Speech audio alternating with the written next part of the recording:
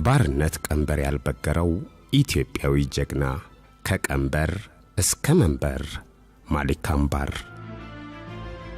በታሪክ አቢሲኒያ ተብላ ትታወቅ የነበረችው ኢትዮጵያ ሀገራችን ያፈራችው ማሊክ አምባር በ1670ዎቹ በምዕራብ ህንድ የምትገኝ ሱልጣናዊ ክፍለ ግዛት በሞንጎሎች ወረራ ከመያዝ ተከላክሎ ነፃነቷን በማስጠበቅ በእጅጉ ይታወቃል። የተዋጣለት ወታደራዊ አመራሩ የዲፕሎማሲያዊ ግንኙነት ክህሎቱ በመሬት ስርዓት ማሻሻያ ስራዎቹና ዴካንን ከሞንጎሎች ተስፋፊ ሰራዊት ተከላክሎ ነፃነቷን በማስጠበቅ ላስመዘገበው ስኬት በብዙዎች ዘንድ ክብርን ተጎናጽፏል። ሐረርጌ ውስጥ በ1540 ዓመተ ምህረት ገዳማ የተወለደው ማሊክ አምባር ወላጆቹ ባወጡለት ስም ቻፑ ተብሎ ይጠራ ነበር። ስለ ልጅነት ሁኔታው የሚያትቱ ብዙ ማስረጃዎች ባይኖሩም ማሊክ እድሜው 11 እስኪሞላ እንደማንኛውም ልጅ በነፃነት እንደልቡ በትውልድ ቀየው ይቦርቅ ነበር። ይሁን እንጂ ወቅቱ የባሪያ ንግድ በሀገራችንና በአህጉራችን የተስፋፋበት ስለነበር እንዳለመታደል ሆኖ በ1552 ዓመተ ምህረት የባሪያ ንግድ የማሊክን ልጅነት ነጠቀው። ብዙዎች ድንበር ተሻግረውና ባህር አቋርጠው ወደ ተለያዩ ሀገራት በባርነት ተጋዙ። አፍሪካውያን ሴቶች በውበታቸው፣ ወንዶች ደግሞ በብልሃትና ጀግንነታቸው በአረብና በፐርሺያ ዜና መዋዕል ጸሐፍት ዘንድ ለባርነት መፈለጋቸው ምክንያት እንደሆነ ይነገራል። በዚህም የተነሳ በወቅቱ የአፍሪካ ባሪያዎች አብዛኛውን ጊዜ የሚያገለግሉት ሴቶቹ በዕቁባትነትና በቤት ገረድነት፣ ወንዶቹ ደግሞ በወታደርነትና በዘበኝነት ነበር። ሰብአዊነታቸው ባይከበርም እንደሌሎች ሙሉ በሙሉ አይገፈፍም።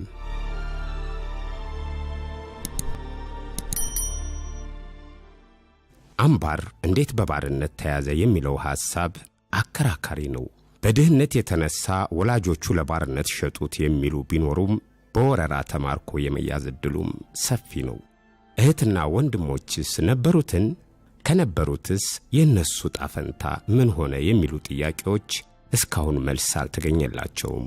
ቻፑ ወይም ማሊክ በ12 ዓመት የለጋነት ዕድሜው ከበርካቶች ጋር በባርነት ተፈንግሎ የትውልድ ቀየውን ጥሎ በዘይላ በኩል በቀይ ባህር ከንግድ ጓዝ ጋር በመርከብ ተጭኖ በ1552 ዓመተ ምህረት የኤደን ባህረ ሰላጤን አቋርጦ ደቡብ አረቢያ ሞቻ የምትባል የወደብ ከተማ ደረሰ። የደቡብ አረቢያዋ ከተማ ሞቻ ንግድ የጦፈባት የምስራቅ አፍሪካ ወጭና ገቢ ሸቀጦች ማከማቻና ማስተላለፊያ ኮሪደር ነበረች። ለአብነትም ተፈላጊነታቸው ለረጅም ጊዜ የዘለቀው የአካባቢው የምርት ውጤቶች የኢትዮጵያ ሙጫና ቡና፣ የየመን ዕጣን፣ የህንድ ጥጥና ቅመማ ቅመሞች፣ የኦማን ቴምር፣ ወርቅና እስከ ቻይና ድረስ በጥንካሬው በቀለሙ የሚወደደው የዝሆን ጥርስ ከማዕከላዊ አፍሪካ ለቤተ መቅደስ፣ ለመስጂድና ለቤተ መንግስት መስሪያ የሚፈለጉ ጠንካራ የእንጨት ምሰሶች ከስዋሂሊ ለውጭ ንግድ ይቀርቡባታል። በተጨማሪም የባሮች መራገፊያና መገበያያ የወደብ ከተማ ነበረች ሞቻ። የማሊክ አምባርን ለግላጋ ቁመናና ወጣትነት የተመለከተው አንድ የአረብ ነጋዴ በሞቻ ገበያ ማሊክን በ20 ዱካት ገዛው። ዱካት በ16ኛው ክፍለ ዘመን መጨረሻ አካባቢ ከአናቶሊ እስከ አረብ ደቡባዊ ጫፍ ተስፋፍቶ በነበረው የኦቶማን አገዛዝ ውስጥ ጥቅም ላይ ይውል የነበረ የወርቅ ገንዘብ ነው። በመቀጠልም ከ5 ዓመት የሞቻ ቆይታው በኋላ ማሊክ ዕድሜው 17 ሲሞላ በጅዳ በኩል ወደ ኢራቅ ባግዳድ ተወስዶ ለመካው ቃዚ ኡል ቁዛት ተሸጠ። ብዙም ሳይቆይ ቁዛት ማሊክን ለሌላኛው ነጋዴ ከህዋ ጃሜር በይበልጥ ሚር ቃሲም ተብሎ ለሚታወቀው ግለሰብ ሸጠው። ሚር ቃሲም ለማሊክ የወደፊት ሕይወት የስኬት በሮችን የከፈተ ለትምህርት ጅማሮው ፈርቀዳጅ ነው። አምባር ገና በልጅነቱ የባሪያ ነጋዴዎች ብዙ ጊዜ ገዝተውታል፣ ብዙ ጊዜ ሸጠውታል። ነገር ግን በወቅቱ በወንዶች ላይ የሚደረገው የማኮላሸት ተግባር ሳይገጥመው ነበር በየመን በኩል ባግዳድ የገባው። አምባር በቃሲም አስተማሪነት የቀሰመው ትምህርት ማንበብና መጻፍን እንዲሁም መሰረታዊ የገንዘብ አስተዳደርን የሚያካትት ሲሆን ይህም አምባርን በብዙዎች ዘንድ ይበልጥ ተፈላጊ እንዲሆን አደረገው። በባግዳድ ማሊክን ቀጥሎ የገዛው ካዚ ሁሴን የተባለ ሃይማኖቱን በጣም የሚወድና የሚያከብር ሰው ነበር። ይህም ሰው እንደ ቃሲም ለአምባር በርካታ ነገሮችን እንዲማር አድርጎታል። አምባርም የዚህን ቀና ሰው በጎ ምግባር ሲመለከት የእስልምና ሃይማኖትን ተቀብሎ የከተሜነትን ሕይወት ማጣጣም ጀመረ። ማንኛውም የተማረ ሙስሊም ሊያውቅ የሚችለውን ያክል የአረብኛ ቋንቋና ስነ ጽሑፍ ተምሯል። እንደ ዑመር ኸያምና ጃላሉዲን ሩሚ የመሳሰሉ የተከበሩ የእስላም ባለቅኔዎች የተቀኙበትን የፐርሺያ ቋንቋም በጥቂቱ ተምሯል። ማሊክ አስተሳሰቡ ከዕድሜው በላይ እየፈጠነ መጣ። ሁሴን በአምባር የአእምሮ ምጥቀት ብዙ ቋንቋዎችን በመናገር ችሎታው እንዲሁም ከፍተኛ በሆነው የማስታወስ ብቃቱ ሲበዛ ይደነቅ ነበር። በዚህም ማሊክ ሲል አዲስ ስም አወጣለት። ትርጉሙም ንጉሥ ወይም መሪ ማለት ነው። ማሊክ በ1563 ዓመተ ምህረት ዕድሜው 23 ሲጠጋ የባሪያ ነጋዴዎች ከካዚ ሁሴን ቤት አስወጥተው በፐርሻ በኩል አድርገው ወደ ህንድ ዴካን ግዛት ወስደው ቺንግዚ ካሃን ለተባሉ የእንደራሴነት ሥልጣን ለነበራቸው ሚኒስትር ሸጡት። በጊዜ ሂደትም አምባር ዴካንን እንደራሱ ሀገር ተላምዷት ትልልቅና ትንንሽ ከተሞቿን በደንብ በማወቁ ከዕደ ጥበብ ባለሙያዎች፣ ከወታደሮች፣ ከጎዳና ነጋዴዎች፣ ሙዚቀኞችና ሌሎችም ጋር ተቀራርቦ ደስታና ችግራቸውን መካፈል ጀመረ። የአካባቢውን ገጠራማ ክፍል በተለይም ምዕራባዊውን በረሃማ ስፍራ በደንብ ለማወቅ ዕድሉን አገኘ።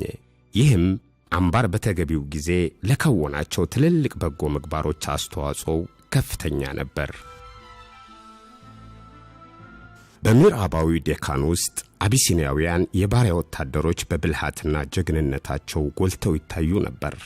በህንድ ልዩ ክህሎትና ጀግንነት የነበራቸው አቢሲኒያውያን ከእድገት ወደ እድገት እየተሸጋገሩ ትላልቅ ስልጣኖችን የያዙበት፣ ጥቂቶችም ባላሳለሰ የግል ጥረታቸው ለከፍተኛ የመንግስት ባለሟልነት የበቁባት ሀገር መሆኗ የተረጋገጠው አምባር ዴካን ግዛት ከመድረሱ ቢያንስ ከ4 ክፍለ ዘመናት በፊት ነበር።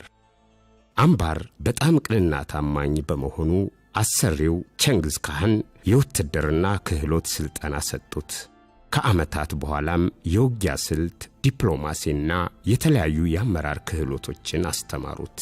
አሰሪው ካህን ሕይወታቸው ሲያልፍ አንዳንዶች አምባርን የሟች ሚስት ነፃ አወጣችሁ ሲሉ፣ ሌሎች በዴካን ፍርድ ቤት ነፃ እንዲወጣ ታወጀለት ይላሉ። ነፃ ከመውጣቱ ጋር ተያይዞ ብዙ ተከታዮች ያሉት ታዋቂ ወታደር ሆነ። በወቅቱ በህንድ የሙጋል ግዛት ክፍለ ሀገሩን ተቆጣጥሮት የነበረ ሲሆን ይህንን ተከትሎ አምባር በደቡባዊ ግዛቶች ላይ የተቃውሞ ንቅናቄ መሪ በመሆን የሙጋል ግዛት ዲኮን ተብሎ ወደሚጠራው ክልል እንዳይገባ ተከለከለ። አምባር ግን ለምንም ነገር የማይበገር መንፈሰ ጠንካራ፣ ብልህና አርቆ አስተዋይ መሪ መሆኑን በተግባር አስመሰከረ። አምባር የተለያዩ ዜግነት ያላቸውን 1500 ወታደሮችን ከአፍሪካ፣ አረብና ዴካንስ በመቅጠር ሙጋሎች በደቡብና በደቡባዊ ምስራቅ ህንድ በኩል አድርገው እንዳይገቡ ወረራውን በብቃት ተከላከለ። በ1587 ማሊክ አምባር 2 የሙጋል ንጉሠ ነገሥት ጦሮችን ማለትም ትልቁን አክባርንና ልጁን ጃንግርን በማሸነፉ አምባር ሙሉ የጄኔራልነት ማዕረግን አገኘ። ይህን ተከትሎ ከ1588 እስከ 1592 ዓመተ ምህረት የቻኦልና የዳኡል አዛዥ ሆኖ አገለገለ። አምባር በጀግንነት የተቆጣጠረውን ቦታ ሉዓላዊ ግዛት አድርጎ በማወጅ ዋና ከተማዋን ካሃዲክ ብሎ ሰየመ። በግዛቱም የሰለጠነ የመስኖ ሥራን ለህብረተሰቡ በስፋት አስተዋወቀ። ቤተ መንግሥት እንዲሁም ግዙፍ ሕንፃዎችን በመገንባት ለሀገሪቱ ነዋሪ አዲስ ምዕራፍ ከፈተ። በህንድ ማይቲ ሙጋልስ የኢትዮጵያዊው አምባር አለመበገርና የጦር ሜዳ ድልን ማግኘቱ በክፍለ ሀገሩ ትልቅ ዕውቅናን ሰጠው። ሕዝቡም የንጉሥነት ማዕረግን አበረከተለት። የኒዛም ሻህ ሞግዚትና ባለሙሉ ሥልጣን እንደራሴ በመሆን በባርነት ተግዞ በሄደበት ሀገር የመሪነቱን መንበር ተቆጣጠረ።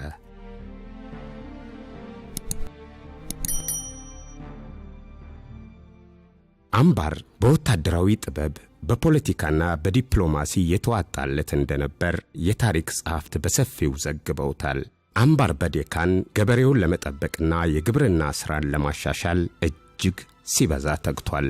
ሙጋሎችና ዴካኒዎች ሁልጊዜም ውጊያ ላይ ስለነበሩ ብርቱ ሁካታና ግጭት ቢኖርም የኪርኪ መንደርን በማልማት ገንዳዎች፣ የእጽዋት አጸዶችና አስደናቂ ሕንፃዎች እንዲሰሩባት አድርጓል።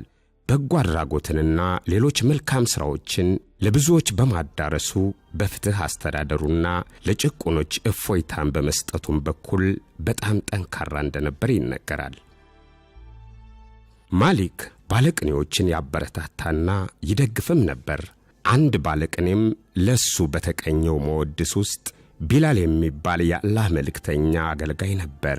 ከ1000 ዓመታቶች በኋላ ደግሞ ሌላኛው ያገሩ ልጅ ማሊክ አምባር ወደዚህ መጥቶልናል ሲል ገልጾታል። አምባር ለህንድ ሕዝብ ያበረከተው ጉልህ አስተዋጽኦ በዚህ አላበቃም። ከግዙፉ የሙግሃል ግዛት አጼ ሰራዊት ወረራ ተከላክሎ የዴካንን ግዛት ነጻነት አስጠብቋል። በግዛት ዘመኑ በካሃዲክ የውሃ እጥረት አጋጥሞት ነበር። ሆኖም ግን አምባር በሰሜን በኩል ባሉ ተራሮች ስር የሚገኝ የከርሰ ምድር ውሃን ተጠቅሞ ለከተማዋ ያልተቋረጠ የውሃ አቅርቦትን ለማምጣት የፕሮጀክት ግንባታ አድርጎ ህንዳውያንን ከውሃ ጥም ታድጓል። በሙግሃሎች ላይ ጠንካራ የመከላከያ ኃይልን ለመገንባት ከተለያዩ የውጭ አገራት መሪዎች ጋር ብዙ የመልካም ወዳጅነት ጥምረትን ፈጥሮ እንደነበርም ይነገራል። ከሂርኪ የተባለችውን የማሳያ ከተማም ገንብቷል። በአሁኑ ጊዜ አውራንግባድ በመባል ትጠራለች። ከተማዋም የፍትህ የግብርና የመሬት ሥርዓትን በማሻሻሉ በግዛቱ ሰላም እንዲሰፍን ምጣኔ ሀብት እንዲያድግ አድርጓል። የሃይማኖት መቻቻልንና ብዝሃነትን ያካተተ አመራርን በመከተሉም የሕዝብን ሙሉ ድጋፍ አግኝቷል። እንደ አውሮፓውያኖቹ የዘመን አቆጣጠር በ1601 የአክባር ጦር መሸነፉን ተከትሎ ኢትዮጵያዊ አምባር ለልጁ ባል የሚሆን የ5 ዓመት ልጅ ለግዛቱ ተተኪ ወራሽ አድርጎ መረጠ። ካን የተባለ ያገሩን ልጅ ከኢትዮጵያ ህንድ አስመጥቶ ለ20 ዓመታት ማሊክን አገልግሎታል። ያልተነገረው የካን ታሪክ ምን ይሆን የሚለውን ለታሪክ ተመራማሪዎች የቤት ሥራ ትተን ወደ ማሊክ ታሪክ እንመለስ። አፍሪካውያንን ከደቡብ እስከ እስያ ልሂቃን ውስጥ ለማቀላቀል በማሰብ ልጆቹን ከህንድ መኳንንትና ቤተሰቦች ጋር አጋብቷል። በነገራችን ላይ ኩልዳባድ በተሰኘው የህንድ ግዛት የሚኖሩ ጥቁር ህንዳውያን አሁንም ድረስ የዘር ግንዳቸው ከኢትዮጵያ የተመዘዘ ነው ብለው እንደሚያምኑ ቪካስ ፓንዴ የተባለ የቢቢሲ አዘጋጅ ዲሴምበር 19 2014 ባቀረበው ዘገባ ምስክርነታቸውን ሰጥተዋል። በተጨማሪም ይህንን ታሪክ የያዘው መጽሐፍ ከህንድ እስከ ኢትዮጵያ ተጉዞ የተለያዩ ጥናቶችን አድርጎ የጻፈው የበርካታ መጽሐፍት ደራሲው ኦማር ሁሴን አሊ በግሪንስቦሮ የኖርዝ ካሮሊና ዩኒቨርሲቲ የንጥረ አፍሪካውያን ጥናት ተባባሪ ፕሮፌሰርና የታሪክ ኮሌጅ ዲን ነው። የመጽሐፉ አሳታሚ ደግሞ ኦክስፎርድ ዩኒቨርሲቲ ፕሬስ። የእንግሊዘኛው መጽሐፍ የመጀመሪያ እትም የወጣው ታህሳስ 27 ቀን 2008 ዓ.ም ሲሆን በ2012 ዓ.ም ደግሞ ኪዳኔ መካሻም በአማርኛ ተርጉሞታል።